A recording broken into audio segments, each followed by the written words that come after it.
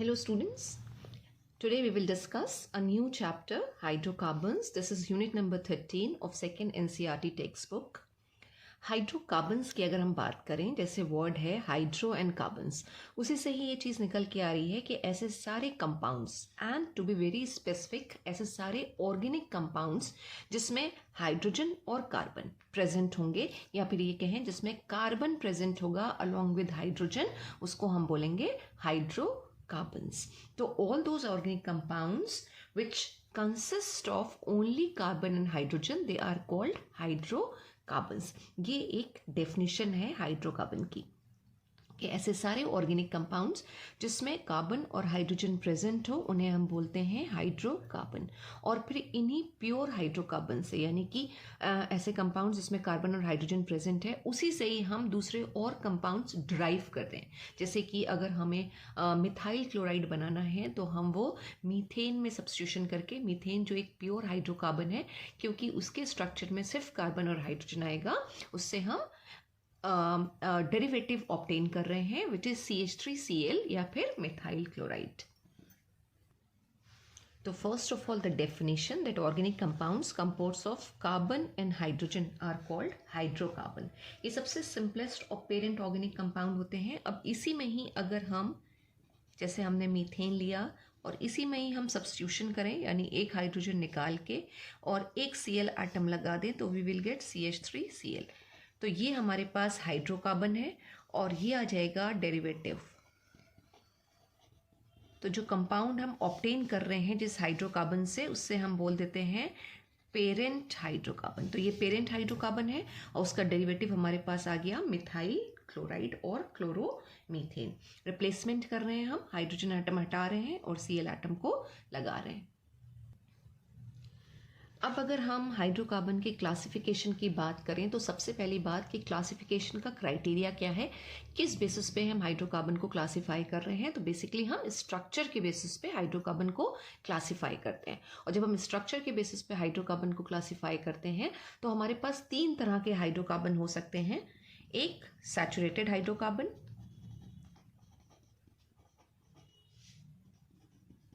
दूसरा unsaturated hydrocarbon, और इन दोनों को हम बोलते हैं हमारे एलिफैटिक हाइड्रोकार्बन. तो अगर हम ब्रॉड क्लासिफिकेशन देखें तो हाइड्रोकार्बन को हम दो ग्रुप में क्लासिफाई कर सकते हैं, एलिफैटिक हाइड्रोकार्बन और aromatic hydrocarbon. Aromatic hydrocarbon.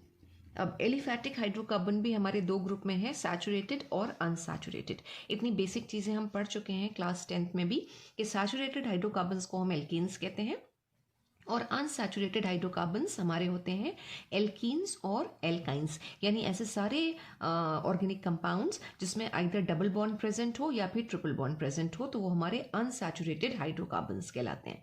Alkenes में डबल बॉन्ड होती है और एल्काइंस में ट्रिपल बॉन्ड होती है. तो हाइड्रोकार्बन को अगर हम क्लासीफाई करना चाहें तो दो ग्रुप में करते हैं, एलिफैटिक और aromatic hydrocarbon.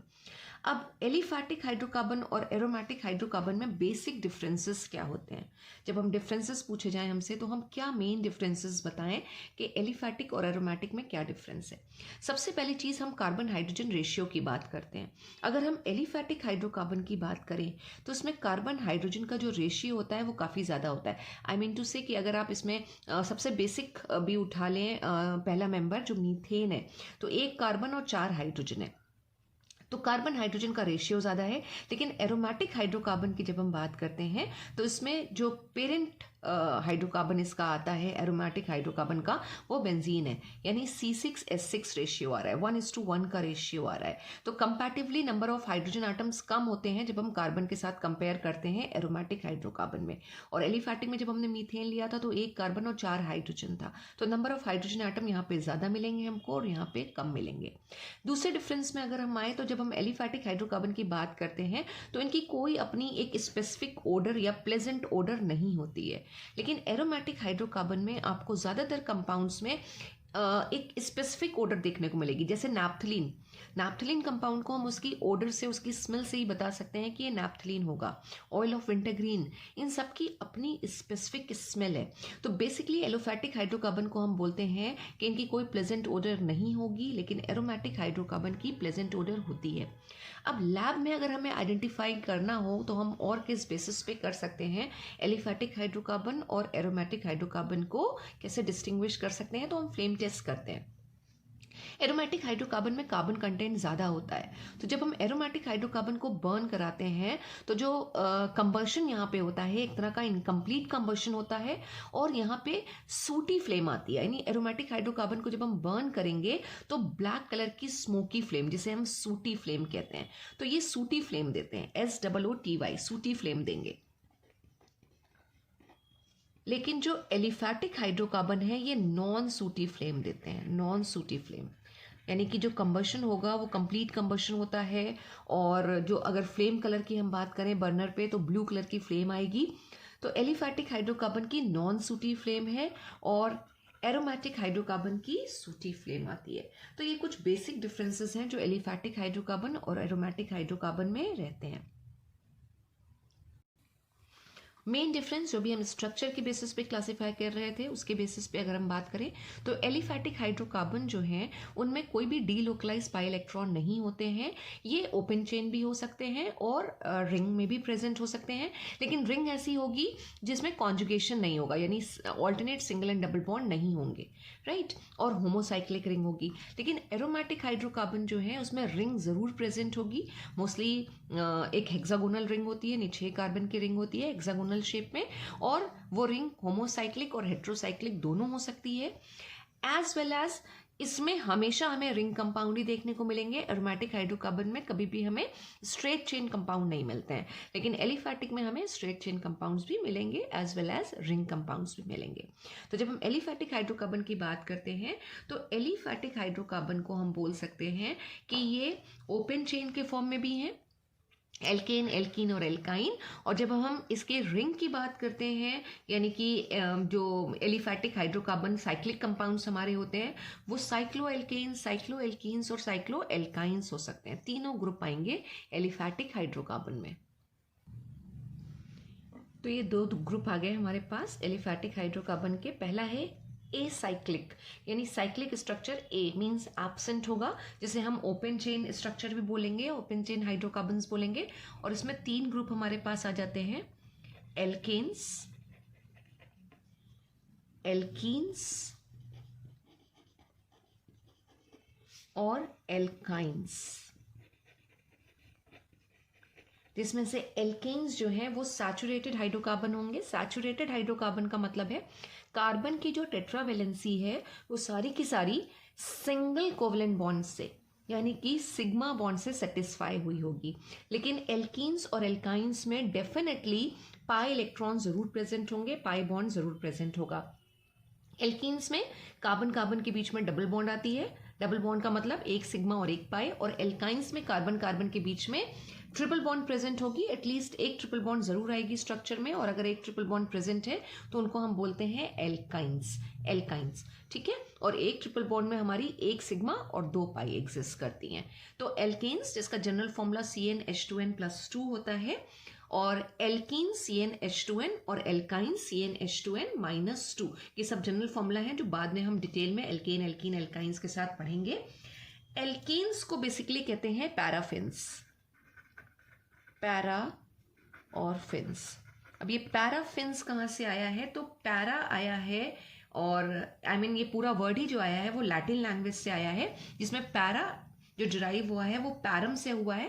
Param means little या वेरी लेस, और ये जो अफिन्स लगा हुआ है वो भी लैटिन लैंग्वेज का ही है और उसका मीन है एफिनिटी। बेसिकली एल्केन्स में जो कार्बन की टेट्रावेलेंसी है वो सारी की सारी सिंगल बॉन्ड से सेटिस्फाई होती है, इसलिए एल्केन्स जो होते हैं उनकी रिएक्टिविटी बहुत कम होती है, यानी उनकी एफिनिटी जो है टुवर्ड्स अदर एलिमेंट्स या मॉलिक्यूल्स बहुत ही कम आएगी, जिसकी वजह से उन्हें पैराफिन्स भी बोलते हैं। तो पैराफिन्स मीन्स लो रिएक्टिविटी और लो एफिनिटी, राइट। तो 3 ग्रुप है, इनको हम डिटेल में बाद में अलग अलग पढ़ेंगे, एल्केन्स को भी, एल्कीन्स को भी, एल्काइंस को भी। और जिन हेडिंग्स में हम पढ़ेंगे वो आएगा, पहला मेथड ऑफ प्रिपरेशन आएगा, फिर उसकी प्रॉपर्टीज आएंगी जिसमें से हम फिजिकल केमिकल दोनों प्रॉपर्टीज की बात करेंगे, और फिर उनके कंपाउंड्स की बात करेंगे कि हमारे पास एल्केन्स में जैसे मीथेन है उसके हम स्ट्रक्चर और प्रॉपर्टीज डिस्कस करेंगे, ऐसे ही एल्कीन्स और एल्काइंस में भी।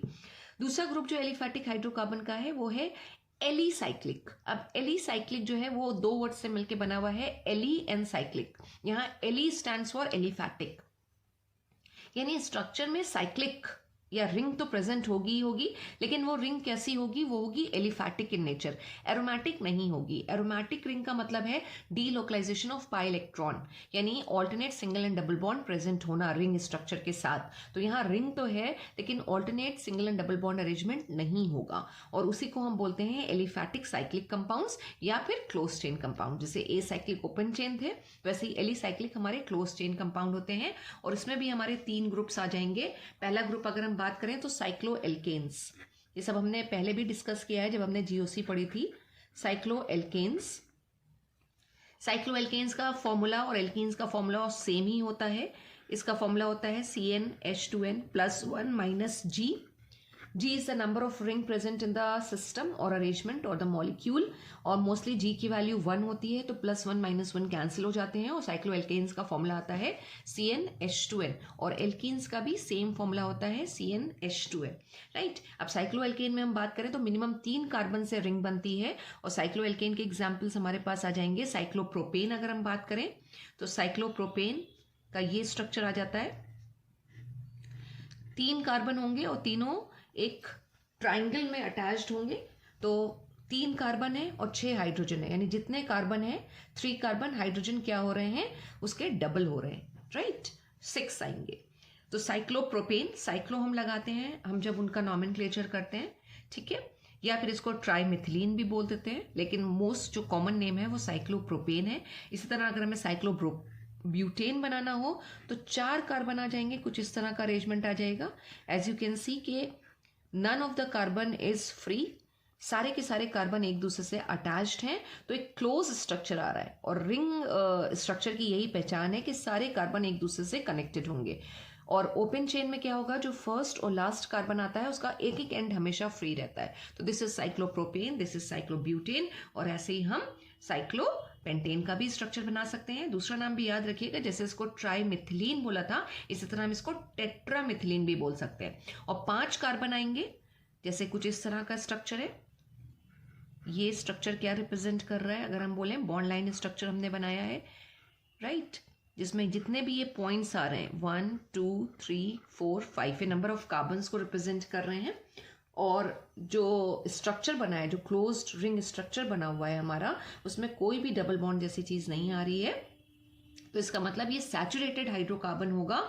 और 5 कार्बन है तो दिस विल बी साइक्लोपेंटेन, जिसको हम पेंटामिथिलीन भी बोल सकते हैं। तो ये साइक्लो एल्केन्स भी हमारे हो सकते हैं। फिर हमारे पास अगर एल्केन्स हैं तो साइक्लो एल्कीन्स भी हो सकता है। साइक्लो एल्कीन्स का मतलब जो हम रिंग स्ट्रक्चर बनाएंगे उसमें एटलीस्ट एक डबल बॉन्ड जरूर प्रेजेंट होगा, जैसे कि हमने अभी साइक्लोब्यूटेन बनाया था, और इसमें अगर हम यहाँ पे एक डबल बॉन्ड बना दें तो अब ये क्या हो जाएगा, दिस विल बी साइक्लोब्यूटीन, साइक्लो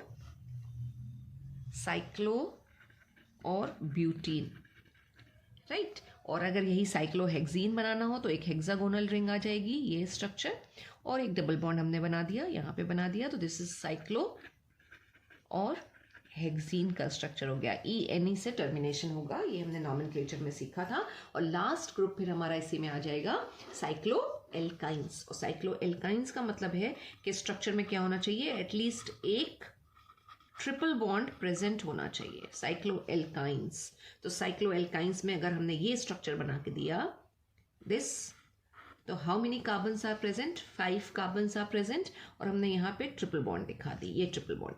तो रिंग स्ट्रक्चर है तो साइक्लो तो आना ही आना है, साइक्लो आ गया। 5 कार्बन है तो रूट वर्ड आ जाएगा पेंट, और अब ट्रिपल बॉन्ड है तो जो प्राइमरी सफिक्स हम ऐड करते हैं वो यहाँ पे आ जाएगा YNE आइन, तो ये बन गया हमारा साइक्लोपेंटाइन। तो ये बेसिक सा एक इंट्रोडक्शन हो गया हाइड्रोकार्बन्स का। एक क्विक अगर हम रिकैप करें तो hydrocarbons are organic compounds composed up of carbon and hydrogen. They can be divided into two groups, aliphatic hydrocarbon and aromatic hydrocarbon. Aliphatic hydrocarbon को हमने डिवाइड किया अगेन एसाइक्लिक और एलिसाइक्लिक में, जिसमें ए साइक्लिक में हमारे पास एल्केन, एल्कीन और alkyne है, और एली साइक्लिक में हमारे पास साइक्लोएल्केन, साइक्लोएल्कीन्स और साइक्लोएल्काइंस है। अब जो एरोमेटिक हाइड्रोकार्बन है इसको हम लास्ट में डिटेल में पढ़ेंगे। एरोमेटिक हाइड्रोकार्बन में हमें पता है डीलोकलाइजेशन ऑफ पाई इलेक्ट्रॉन होता है, हेक्सागोनल रिंग होगी, और बेंजीन इसका पेरेंट हाइड्रोकार्बन कहलाता है। यानी जितने कंपाउंड ड्राइव होकर आएंगे वो बेंजीन से ही आएंगे। बेंजीन का फॉर्मूला C6H6 रहता है। और एरोमेटिक जो हाइड्रोकार्बन है इसमें डबल बॉन्ड ज़रूर प्रेजेंट होती है, और जो बेंजीन है उसमें 3 डबल बॉन्ड होती हैं, तो इसीलिए इनको एरोमेटिक एल्कीन्स भी कहते हैं, एरोमेटिक एल्कीन्स। और एरोमेटिक एल्कीन्स को अगर हम शॉर्ट में लिखें तो they are also called arenes, ARENES। इसे हम एरीन्स भी बोलेंगे। तो एरीन्स जो हैं हम वो चैप्टर के एंड में डिटेल में पढ़ेंगे। अब हमें जो पढ़ना है वो हमें एल्केन, एल्कीन और एल्काइन पहले पढ़ना है, और उसके बाद फिर हम एरीन्स की बात करेंगे। तो thank you so much students.